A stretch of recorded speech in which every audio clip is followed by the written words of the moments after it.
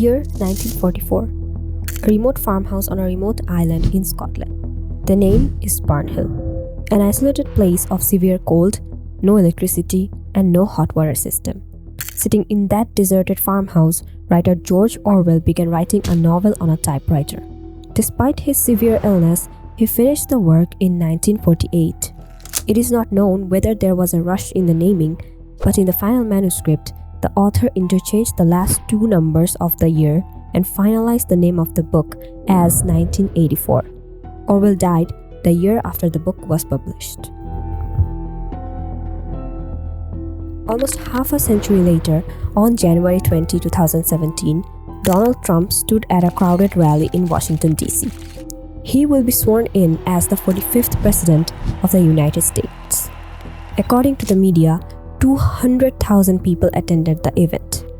8 years ago, President Barack Obama's inauguration had twice the attendance. But Press Secretary Mrs. Conway said Donald Trump's inauguration had the largest crowd in recorded history. When asked about the apparent falsehood, she continued the statement as an alternative fact. It's a falsehood, and they're giving Sean Spicer, our press secretary, gave alternative facts to that. But the point remains that there's... Whatever we see with our eyes or hear with our ears is wrong. We have to accept it. What a strange thing. Many have made a connection between Orwell's dystopian world and Mrs. Conway's use of demonstrably false information, which has suddenly brought 1984 into the center of discussion. A really strange thing happened after that.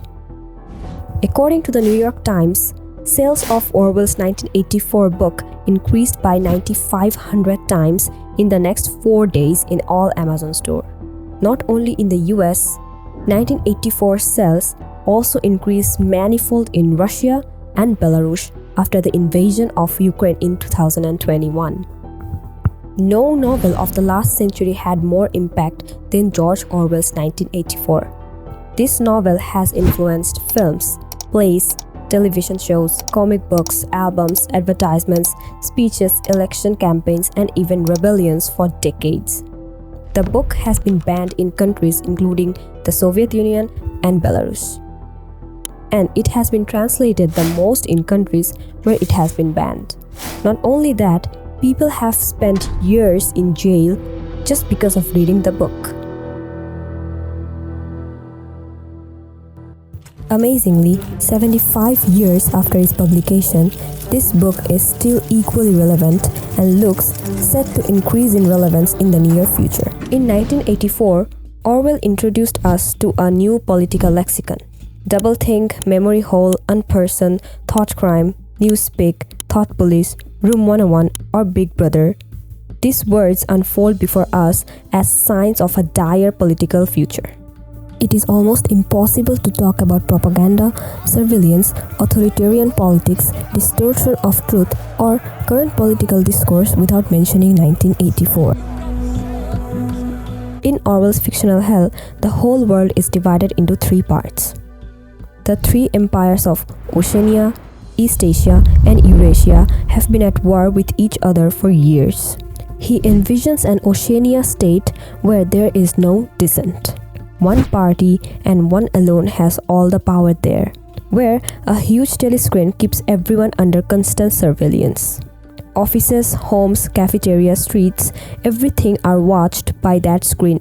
No one is exempt from their surveillance, and everyone is warned again and again so that no one forgets the matter that Big Brother is watching you. Where there is Big Brother or Big Brother's dictatorship, no questions can be asked of them. They also fix the definition of crime.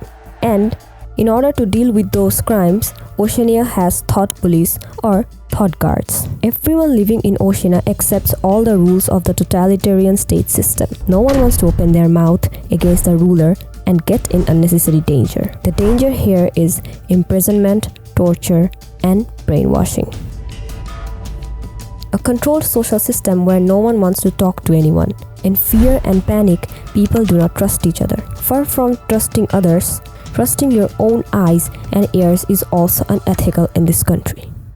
Orwell's fictional state establishes a unique sense of superiority among the people. The public is somehow enthralled by the fictional story of past achievements. A state of war is always maintained in the society in the name of peace. In the dystopian world of 1984, main characters Winston Smith and Julia are caught up in a forbidden romance within the suffocating confines of Oceania. Together, they wanted to uncover the secrets of their oppressive society. But unfortunately, Winston Smith is captured by the ruling party and brainwashed into a loyal citizen.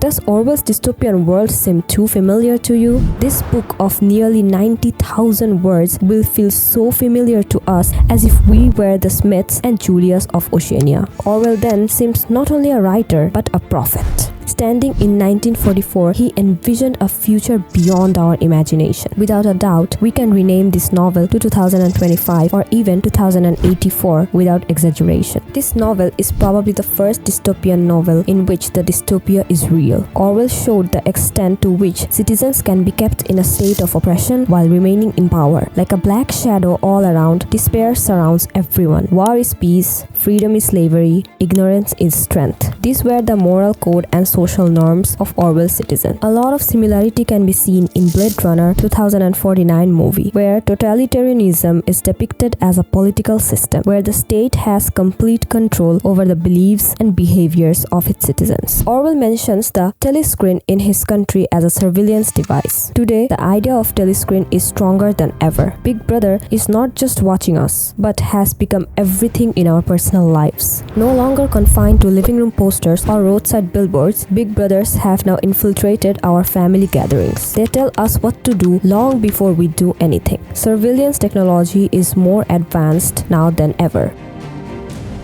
Surveillance cameras are constantly supervising us. At least one surveillance camera is working for every 8 people in the world right now. The number of surveillance cameras worldwide is now more than 1 billion. In China and the United States, there are an average of 14 to 15 cameras for every 100 people. There are allegations that these security cameras used by the Chinese and the US are spying for their governments. Earlier, in a report of the New York Times, Pegasus spyware, a mobile phone surveillance system, came up. For almost a decade, countries have been selling these weapons of surveillance on citizens. These purchases are going on in the name of peace, relief, security, and public interest.